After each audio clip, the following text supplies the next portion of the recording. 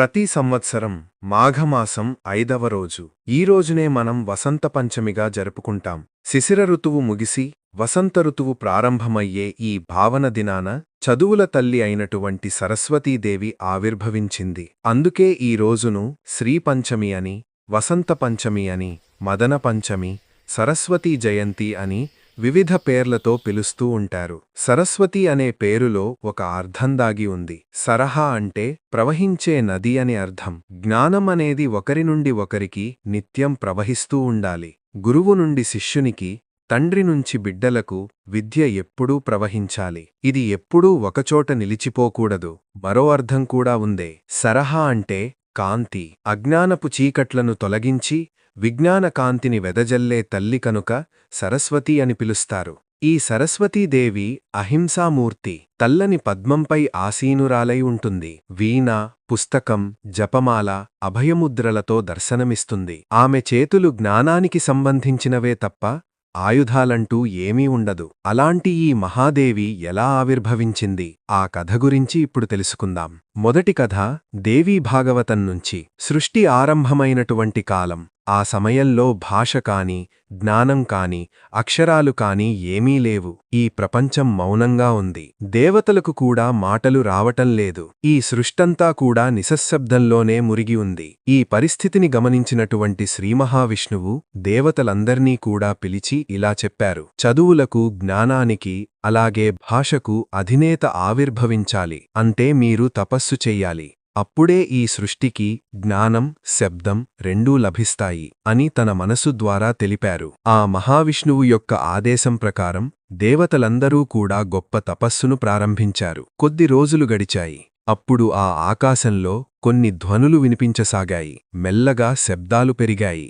దేవతలు మరింత తీవ్రంగా వారి తపస్సును కొనసాగించారు. అప్పుడు ఆ ఆకాశంలో రూపంలేని తెల్లని ఓ కాంతి మాత్రమే ప్రకటమైంది. దివ్యమైన ఆ కాంతిని దేవతలంతా ప్రార్థించారు. అప్పుడు ఆ కాంతి పయనిస్తూ బ్రహ్మదేవుని యొక్క నాలుకపైన స్థిరపడింది. ఇక ఆ క్షణం నుంచి దేవతలందరికీ భాష, జ్ఞానం రెండూ లభించాయి. ఇక అప్పుడే బ్రహ్మదేవుడు వేదాలను సృష్టించడం ప్రారంభించారు. దేవలోకంలో అంతా బాగానే ఉంది. కాని భూలోకంలో ఉన్నటువంటి మానవులకు ఇంకా జ్ఞానం కలగలేదు. వారింకా మౌనంగానే ఉన్నారు. శ్రీమహావిష్ణువు దేవతలందర్నీ పిలిచి మరింత తపస్సు చెయ్యమని ఆదేశించారు. మరికొన్ని రోజుల తపస్సు తర్వాత ఆ తెల్లని కాంతి ఒక దివ్యమైన ఆకారంలో ప్రత్యక్షమైంది. తెల్లని వస్త్రాలు, 4 భుజాలు, ప్రశాంతమైన రూపం ఆ దేవత సాక్షాత్కరించింది. ఈ పావన దినాన్నే మాఘశుక్ల పంచమి అంటారు. శ్రీమహావిష్ణువు ఈ తిథిని సరస్వతీదేవి జన్మదినంగా ప్రకటించారు. అందుకే ఈ రోజును సరస్వతీ పంచమి, అలాగే శ్రీపంచమి అని కూడా పిలుస్తారు. ఇంత జరిగిన తరువాత కూడా చాలామంది భూలోకవాసులకు ఇంకా జ్ఞానం కలగలేదు. వారు మాట్లాడటం లేదు. అప్పుడు శ్రీమహావిష్ణువు సరస్వతీదేవి పూజా విధానాన్ని వివరించారు. ఆ విధానం ప్రకారం భూలోకంలోని ప్రజలు సరస్వతీదేవిని పూజించారు. అప్పుడు వారందరికీ కూడా జ్ఞానం, బుద్ధి, భాష ఇవన్నీ కూడా లభించాయి. ఇది మొదటి కథ.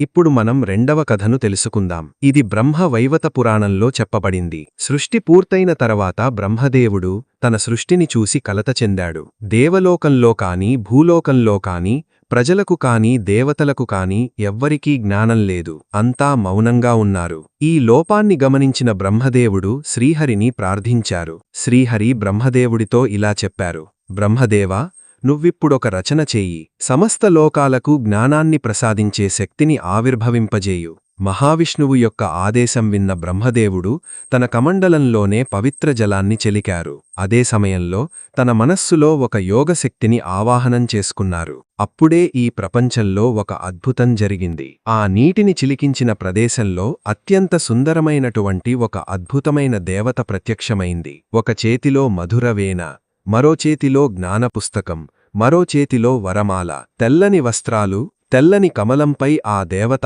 ఆసీనురాలయ్యింది. బ్రహ్మదేవుడు ఆమెకు సరస్వతి అనే నామకరణం చేశారు. బ్రహ్మదేవుడు సరస్వతీదేవితో ఇలా వేడుకున్నారు: దేవి, ఈ సమస్త లోకంలో శబ్దం లేదు. నీ అందమైన వీణతో సురాగాలు వాయించు. నీ మధుర స్వరాలతో ఈ సృష్టికి శబ్దాన్ని ప్రసాదించు. సరస్వతీదేవి బ్రహ్మదేవుని యొక్క ఆజ్ఞను అనుసరించి ఆ వీణను వాయించారు. ఇక ఆ వీణ నుంచి మధుర స్వరాలతో అద్భుతం జరిగింది. నీటికి కదలిక వచ్చింది. గాలికి స్పందన వచ్చింది. సమస్త ప్రాణులకు మాటలు వచ్చాయి. ఈ లోకమంతా మధుర గానాలతో నిండిపోయింది. ఇక ఆ క్షణం నుంచి సంగీతానికి, బుద్ధికి, జ్ఞానానికి సరస్వతీదేవి ఆరాధ్యదేవతగా మారారు. ఇది జరిగినది పంచమ రోజున. అందుకే ఈ రోజును వసంత పంచమి, శ్రీపంచమి, అన్నింటికంటే ముఖ్యంగా ఆ రోజు సరస్వతీదేవి యొక్క ఆవిర్భావం జరిగింది కనుక ఆ రోజును మనం సరస్వతీదేవి యొక్క జన్మదినంగా జరుపుకుంటున్నాము. అయితే ద్వాపరయుగంలో శ్రీకృష్ణ భగవానుడు సరస్వతీదేవి యొక్క దయవల్ల 64 కళలు నేర్చుకున్నాడు. కృతజ్ఞతతో శ్రీకృష్ణుడు సరస్వతీదేవికి ఒక వరం ప్రసాదించాలని కోరుకున్నారు. ఆమె అంగీకారంతో శ్రీకృష్ణుడు ఇలా వరమిచ్చారు. భూలోకంలోని ప్రజలందరూ నిన్ను పూజిస్తారు. వసంత పంచమి రోజు నీ ఆరాధన ప్రత్యేకంగా జరుగుతుంది. నీ దయవల్ల మానవులందరూ కూడా విద్యాబుద్ధులు పొందుతారు. ఇక అప్పట్నుంచి భూలోకంలో వసంత పంచమిని మహాపర్వదినంగా జరుపుకుంటున్నాం. అయితే ఈ వసంత పంచమి రోజున సరస్వతీదేవిని ముఖ్యంగా 11 నామాలతో తప్పక స్తుతించాలి. ఆ నామాలేంటో ఇప్పుడు తెలుసుకుందాం. 1 శారద, శరదృతువు యొక్క దేవత. 2వది సరస్వతి, జ్ఞాన ప్రవాహిని. 3వది భారతి, వాక్కుకు అధిపత్య దేవత. 4వది వీణావాతిని, వీణ వాయించేది అని అర్థం. 5వది బుద్ధిదాయది, బుద్ధిని ప్రసాదించేది. 6వది హంస సువాహిని, హంస వాహనం కలది అని.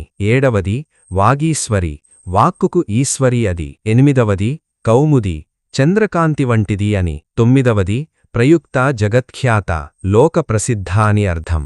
10వది చంద్రకంఠ, చంద్రుని వంటి కంఠం కలది అని. ఇక 11వది భువనేశ్వరి, భువనాలకు ఈశ్వరి అని. ఈ 11 నామాలు కూడా సరస్వతీదేవికి సంబంధించినవి.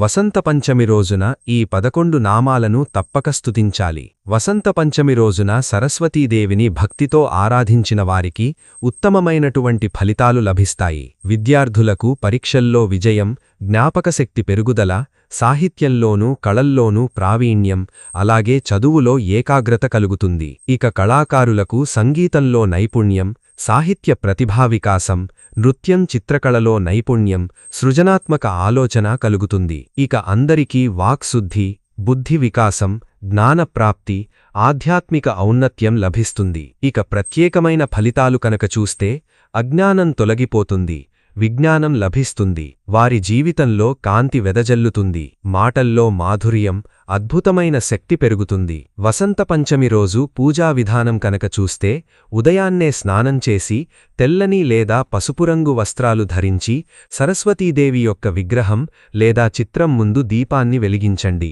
పసుపురంగు పువ్వుల్ని అర్పించండి. విద్యార్థులైతే పుస్తకాలు, పెన్నులు పెట్టండి. ఇక కళాకారులైతే వాయిద్యాలను ఉంచండి. ఆ దేవి ముందు వాటిని ఉంచి పూజించడం అత్యుత్తమం. పైన తెలిపినటువంటి 11 నామాలతో స్తుతించడం శుభప్రదం. అక్షరాభ్యాసం చేసేవారికి, అంటే చిన్నపిల్లలకు మొదటిసారి అక్షరాలు నేర్పించడానికి ఇది అన్నింటికంటే శుభముహూర్తం. అందుకే ఈ వసంత పంచమి రోజున చాలా వరకు చిన్నపిల్లలకు మొట్టమొదటిసారిగా అక్షరాభ్యాసాన్ని చేయిస్తారు. ఇది అన్నింటికంటే ఉత్తమమైనటువంటి ముహూర్తంగా చెప్పబడింది. తెల్లని కమలంపైన కూర్చుని వీణ వాయిస్తూ తన అనంత కృపతో జ్ఞానాన్ని ప్రసాదిస్తున్న సరస్వతీదేవిని మనమందరం ధ్యానిద్దాం.